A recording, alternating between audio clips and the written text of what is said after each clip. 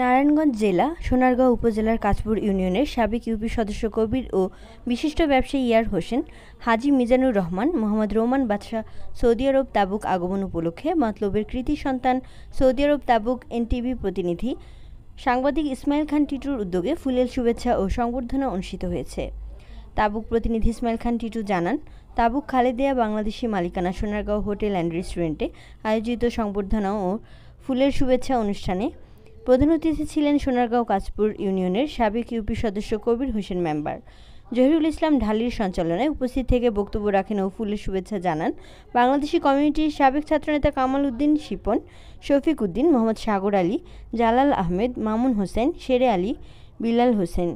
সংক্ষিপ্ত আলোচনা সভা শেষে উপস্থিত সকলে অতিথিদের ফুল দিয়ে বরণ করে নেন।